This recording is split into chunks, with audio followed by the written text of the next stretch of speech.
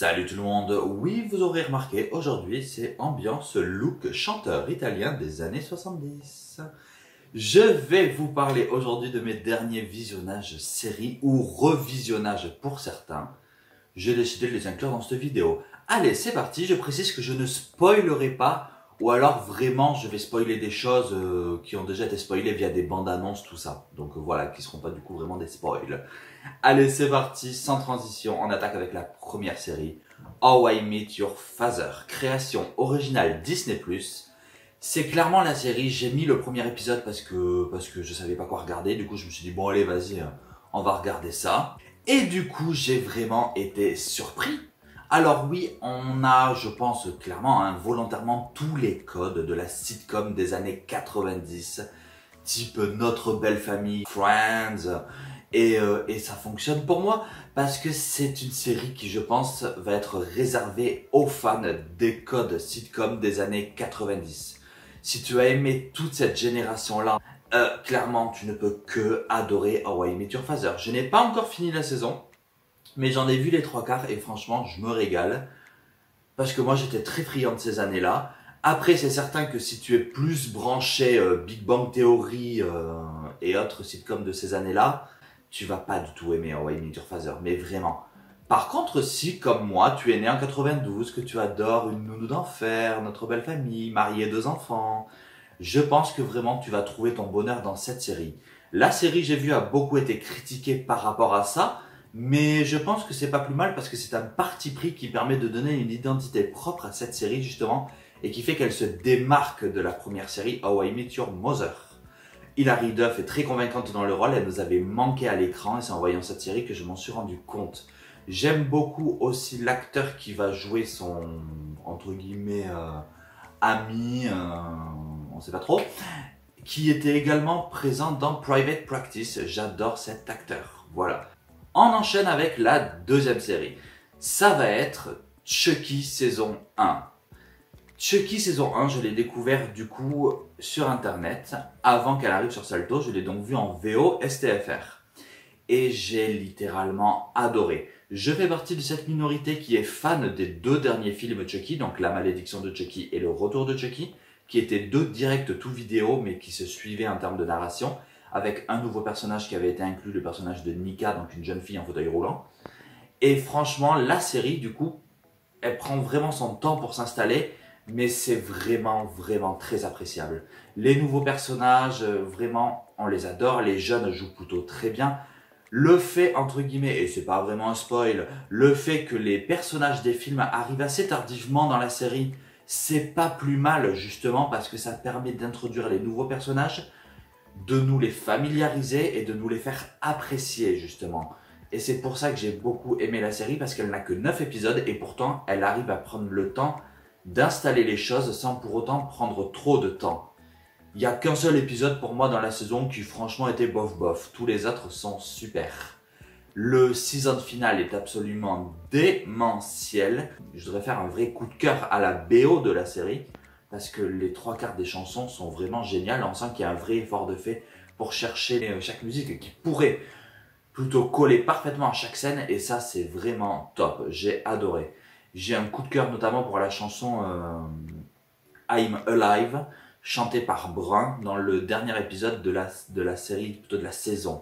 Vraiment, cette chanson est totalement folle, elle n'est disponible a priori sur aucune plateforme et c'est bien dommage, on ne peut l'écouter que sur YouTube. Mais qu'est-ce que cette chanson est excellente, mais vraiment. J'ai adoré le fait que ceux qui n'aient pas vu les films puissent malgré tout regarder la série, parce que on va quand même t'expliquer entre guillemets les films à un moment donné dans un épisode. On va te les expliquer d'une façon claire, nette, précise, ce qui fait que si t'as pas vu les films, cet épisode-là de la série te permettra de tout comprendre en, entre guillemets, 10 minutes. Merci, au revoir. Et donc ça, c'est génial aussi parce que c'est ce que je craignais, que ce soit trop lié au film ou pas assez. Et au final, on est vraiment sur un entre-deux qui fonctionne très bien. Les nouveaux personnages qui côtoient les anciens, c'est topissime. Je trouve les effets pratiques plutôt très intéressants, les effets spéciaux un petit peu moins. On voit que du coup, à cause de ça, qu'on est sur une série à un faible budget, mais c'est pas grave. Enfin, mention honorable à Jennifer Tilly, mais qu'est-ce que je t'adore, ma chérie. C'est une actrice pour moi, mais absolument remarquable, avec ce style très burlesque dans son jeu. Vraiment, Jennifer Tilly, mais qu'est-ce que je l'adore. elle est également Fiona Dourif, qui je trouve, on la voit pas assez Fiona Dourif. Elle a également joué dans la série The Stand, ou plus connue sous le nom de Le Fléau, adaptation de Stephen King. J'adore Fiona Dourif, pour moi elle a un vrai talent d'actrice, et il faut qu'on la voie davantage, vraiment, il faut qu'on la voie davantage. Donc voilà, petit coup de cœur pour ces deux actrices et pour cette série où j'ai trouvé la saison 1 vraiment démentielle, vraiment excellente, et j'avoue craindre un petit peu la saison 2 parce que je pense que la barre a été mise assez haute et j'ai peur qu'on parte dans une surenchère, ce qui est malheureusement un petit peu le défaut de Don Mancini, réalisateur de la série et papa de la licence. Il a tendance à partir dans la surenchère dès que ça fonctionne un petit peu. Donc j'espère vraiment qu'il ne fera pas ça sur la saison 2. Je croise les doigts. On enchaîne avec un revisionnage. Ça va être les saisons 5 et 6 de la série Undo Stress. Oui, vraiment, Chucky, Undo Stress, pas de transition. Hein. Voilà, Undo Stress, pourquoi j'ai re-regardé les 2 dernières saisons? Eh bien, tout simplement parce qu'on a appris qu'il allait y avoir un revival de la série qui allait être fait, qui reprend grosso modo 3 ou 4 acteurs de casting principal, ce que je trouve vraiment nul, parce que je pense vraiment qu'on n'a pas cerné ce que les gens voulaient, à savoir voir une véritable suite. Et nous, on s'en fout que ce soit centré sur un nouveau casting d'élèves, on s'en fout des nouveaux. Nous, ce qu'on veut voir, c'est les anciens. Je pense qu'ils ne l'ont pas cerné, et je pense que si vraiment on continue dans cette direction, entre guillemets, le revival ne fonctionnera pas pour ça. Petite parenthèse. J'ai donc re-regardé les 2 dernières saisons de la série, du coup, pour histoire de me rappeler comment ça se terminait. Et c'est vrai que je me rappelle effectivement pourquoi cette série me saoulait, mais vraiment à la fin. Les 2 dernières saisons sont tellement poussives, avec une mention honorable à la saison 6, où vraiment, mais ça part dans tous les sens. On est davantage sur un soap opéra à la Dynasty, dont on parlera juste après. Mais on est vraiment sur un soap opéra plus que sur une série vraiment de danse et de chant, quoi. Et cette dernière saison, elle est très problématique à cause de ça. Et alors, pour l'anecdote, pour ceux qui ne le savent pas, c'est aussi à cause de ça que la série a été supprimée à l'époque de l'antenne. Antena 3 en Espagne. Pourquoi? Non pas à cause des audiences, parce que certes, les audiences avaient décliné, mais elles étaient encore assez respectables pour que la série puisse continuer une 7e saison. Malheureusement, en coulisses au niveau des scénaristes, c'était la catastrophe. Ils ne faisaient que s'engueuler entre eux, ils n'arrivaient pas à se mettre d'accord sur les scénarios, ce qui explique que la saison 6 soit aussi boiteuse en termes de scénario. Et du coup, ces tensions en coulisses entre les scénaristes a fait que la chaîne a dit, bon, écoute, l'audience a un petit peu chuté, les scénaristes, vous commencez à nous gaver, donc vous savez quoi, la série, merci, ciao, bye bye, on la dégage. Et c'est pour ça que la série avait été supprimée. Je ne sais pas si tu le savais, si tu ne le savais pas, j'espère que cette anecdote t'a plu. Mais en tout cas, voilà, Undo Stress fait partie de ces séries qui n'ont pas forcément été supprimées pour des raisons audiomatiques. Et du coup, c'est dérangeant parce qu'on a vraiment cette sensation que la fin de la saison 6, qui est donc le series final, eh bien, il est un peu bricolé. Et quand on me dit aujourd'hui qu'il y a un revival qui ne va pas tellement tenir compte de ça, même si je ne l'ai pas encore vu, ils l'ont dit, ça me dérange, parce que vraiment, on finissait... surtout que dans le dernier épisode de la saison 6, clairement, on avait réussi à rattraper quasiment la totalité de la saison en un seul épisode, où il y avait pas mal de nouvelles choses qui étaient mises en place, avec notamment, bon, spoiler, mais j'estime que, voilà, maintenant, 20 ans après, tout le monde l'a vu, quand Sylvia rachète l'école et que du coup elle devient actionnaire majoritaire de l'école alors qu'elle est encore élève à l'école, je trouve cette intrigue absolument fou. Mais ça se termine comme ça. Ça aurait été incroyable de voir ce que ça redonnait dans la suite. Donc voilà, moi j'espère que dans le revival, Sylvia sera l'heureuse directrice de l'école de Carmen Arantz. Ça serait vraiment top, j'espère qu'ils en tiendront compte. Pour les autres personnages, j'espère malgré tout qu'ils passeront une tête dans le revival. Donc voilà. C'était une micro-critique des 2 dernières saisons de Undo Stress, voilà. Le fait qu'il y ait beaucoup de personnages qui s'en aillent aussi, que les professeurs soient remplacés à tour de bras, ça n'a pas aidé non plus à ce que les saisons soient bonnes. Mais clairement, voilà, c'est aussi, je dirais pas mauvais, mais aussi peu intéressant que dans mes souvenirs, ces 2 dernières saisons. On enchaîne avec la saison 1 et l'unique saison de Heroes Reborn. Heroes Reborn qui a donc été annoncé dès le départ comme une mini-série qui serait la continuité de la série originale, donc Heroes. Je l'ai enfin vu parce que je fais partie de ces énormes fans de Heroes et notamment des 2 dernières saisons. Et je fais partie de ceux aussi qui pensent que la première saison de Heroes clairement est l'une des moins bonnes. Mais bon, ça c'est un autre débat. Heroes Reborn, j'ai adoré, alors que clairement j'ai vu que cette série s'est faite démonter, mais je ne comprends pas pourquoi. Franchement, je ne comprends pas pourquoi. C'est vrai, il y a des petits défauts récurrents de la première série qu'on retrouve, à savoir des personnages qui s'installent un petit peu trop lentement au fil des épisodes. Ça mériterait d'avoir un épisode de moins en termes d'installation de personnages. Mais clairement, quand ça démarre, ça fait pas semblant. Les nouveaux personnages, je les ai adorés. Quand j'entends dire que les effets spéciaux ne sont pas très bien faits, et à un moment donné, les gars, faut arrêter. On est sur une série qui a déjà 5 ans. Donc il y a 5 ans, des effets spéciaux comme ça, pour moi, c'était quand même top. Faut pas être dans l'excès. Je veux dire, on n'est pas sur des effets spéciaux à la Once Upon a Time non plus, quoi. C'est vraiment très bien fait avec une mention honorable au dernier épisode.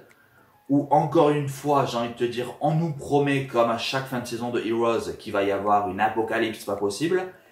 Et bien, sauf que là, pour une fois, spoil, l'apocalypse, on nous l'a montré. Enfin, l'apocalypse a eu lieu, quoi. Tu vois, je veux dire, toutes les saisons de Heroes, c'est plus ou moins pareil. On te tease une apocalypse qui arrivera en fin de saison et au final, elle arrive jamais. C'est insupportable pour ça, Heroes. Mais là, il est couronné d'aller jusqu'au bout du truc. Vraiment. Le seul bémol pour moi, c'est que c'est annoncé comme une mini-série qui n'aura pas de suite et on trouve quand même le moyen de te terminer sur un cliffhanger. Donc ça, j'avoue que c'est un petit peu foutage de gueule de la part des scénaristes. Ça m'a profondément dérangé. Mais sinon, le reste, ça fonctionne très bien. Les nouveaux acteurs sont très convaincants. J'aurais malgré tout aimé qu'on découvre ce que sont devenus certains des anciens personnages de la série mère. Je pense notamment à Peter, je pense notamment à Sylar. En revanche, le retour des anciens, le personnage de Claire qui revient alors que l'actrice n'est pas dans la série, mais malgré tout elle est au cœur de l'intrigue. Le retour de Matt Parkman, j'ai trouvé ça très intéressant de ce qu'on a fait de son personnage. Le retour de Hiro, là aussi de façon très sporadique mais très intéressante par rapport à l'intrigue autour de son personnage. J'ai trouvé ça vraiment bien, le fait qu'entre guillemets il y ait ce passage de flambeau des anciens vers les nouveaux. Ça fonctionne très bien et je pense que cette série aurait mérité d'avoir une saison 2 un peu plus travaillée. Mais sinon, pour moi, c'est une franche réussite. J'ai adoré Heroes Reborn, franchement. Et je pense que voilà, les gens avaient encore l'amertume de la série mère, entre guillemets, et que c'est pour ça qu'ils n'ont pas tellement apprécié cette série. Mais sinon, je suis désolé, elle est de très bonne facture.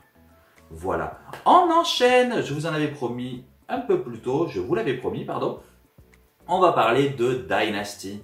Dynasty saison 4 qui est sortie récemment sur Netflix. Je l'ai bing-watché. Et j'avais oublié à quel point j'adorais cette série parce que c'est un petit peu ce qu'on appelle une série doudou que tu vas regarder le dimanche avec ton petit plaid, ton chocolat chaud ou alors l'été sur ton fauteuil avec ton cocktail ou ta coupe de champagne si on veut rester dans le thème de la série. Mais vraiment ça fonctionne pour ça. Au niveau des autres saisons, cette saison pour moi c'est clairement la meilleure parce qu'on va enfin finir d'installer tous les codes de la série originelle. Certains vont être de l'ordre du détail comme l'appartement d'Alexis. Dans la série originale Dynasty, l'appartement du personnage de Alexis, donc personnage emblématique, qui est la garce de base, son appartement était vraiment un des lieux les plus emblématiques de la série. Il s'est passé un nombre incalculable de choses dans cet appartement. Ils ont enfin donné l'appartement d'Alexis dans la saison 4.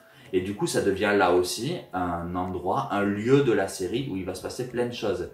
C'est l'appartement d'Alexis, pour moi, c'est limite un personnage à part entière. Donc ils l'ont enfin installé. Le personnage d'Amanda est enfin arrivé dans la série. On a enfin une actrice qui joue le rôle de Crystal qui reste dans la série. Ça fait plaisir. Parce que je rappelle que le personnage de Crystal a été recasté pour la saison 2. Il a aussi été recasté pour la saison 3 parce qu'à chaque fois l'actrice se barrait. Donc pour le coup, on a enfin une actrice qui joue le rôle de Crystal pendant plus d'une saison. Et en plus de ça, pour moi, c'est la meilleure des trois. Donc j'ai adoré cette saison pour ça. Je trouve que les intrigues, on arrive enfin à avoir quelque chose de constant en termes de qualité. À aucun moment ça baisse en qualité, contrairement à la saison 3 où c'était vraiment les montagnes russes. Ça partait trop en mode what the fuck à un moment donné en termes de narration, en termes d'humour qui pour moi n'avait pas lieu d'être dans ce genre de série. Qui est un espèce d'humour noir, ok, mais une humour limite sitcom, ça me dérangeait profondément. Donc là, ils ont vraiment réussi à doser ça parfaitement. Le seul petit bémol pour moi, ça va être le season final qui est un petit peu décevant, je trouve. On s'attend à quelque chose de totalement fou et au final, c'est quelque chose de juste bof. Clairement, c'est pas le meilleur season final. Je m'attendais à un truc de fou à l'image de la saison, mais au final, ils se sont un petit peu pris les pieds dans le tapis sur la ligne d'arrivée. Donc ça m'a un peu gêné. Mais sinon, tout le reste fonctionne très bien. Cette saison, c'est la meilleure de la série, encore une fois. On a enfin capté l'essence de ce reboot, il était temps. Il va falloir attendre la saison 4. A priori, pour le peu que j'ai vu de la saison 5, on reste sur la même ligne narratrice. Et du coup, narratif, pardon, ça me plaît du coup énormément. Même si la saison 5, du coup, sera la dernière. Et pour ça, je suis déçu, du coup. Mais au final, on est sur une série qui aura mis 3 longues saisons à s'installer. Donc, est-ce que c'est pas plus mal qu'elle s'arrête à l'issue de la saison 5 ? Je pense pas que ce soit une si mauvaise chose que ça, même si la série va me manquer parce qu'elle a un petit côté binge watching, plaisir coupable, voilà, qui fait du bien. On en a besoin de ce genre de série où on réfléchit pas et où on se laisse porter. Donc voilà, Dynasty saison 4, meilleure saison des 4, et franchement, j'adore toujours autant cette série.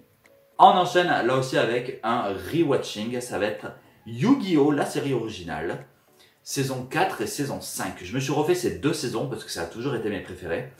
Oui, vous savez, j'aime être en dehors des clous. J'ai du mal avec la saison 2 que je trouve beaucoup trop longue, beaucoup trop poussive, bref, voilà. La saison 4, moi, c'est ma préférée avec tout l'arc autour du saut d'oricalque. Certes, en la revoyant, je me suis rendu compte à quel point ça devenait sérieusement poussif sur les derniers épisodes et il était vraiment temps que ça s'arrête. Et alors l'appellation saut d'oricalque qui est prononcée à peu près 45 fois par épisode sur 40 épisodes de la saison. Quand tu arrives au dernier épisode, tu dis le saut d'oricalque, arrête de dire ce mot, je n'en peux plus. Je veux dire vraiment. Mais sinon, la saison 4 pour moi c'est la plus démentielle en termes de drama, en termes d'enjeux, en termes d'action. Je sais que beaucoup la détestent à cause de ça parce qu'elle est vraiment très poussive là-dessus et que certains estiment que c'est vraiment trop. Pour moi, c'est au contraire excellent, c'est une masterclass. Mais effectivement, on est sur une saison qui divise énormément.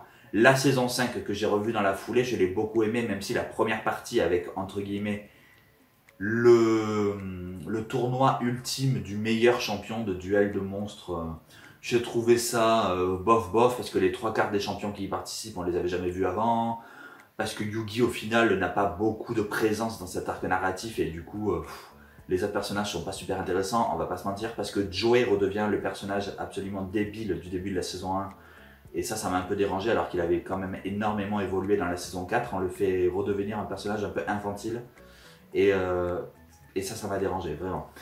Donc cet arc narratif, c'est que la première partie de la saison 5, Dieu merci. La deuxième partie de la saison 5, par contre, clairement, elle est totalement folle. Ça va être les mémoires du pharaon, où on va enfin redécouvrir le passé du pharaon, qui il est, comment il s'appelle.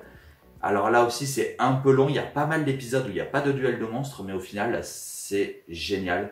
Il y a un côté très onirique dans certains épisodes, et les rares duels de monstres qu'il y a sont absolument totalement fous.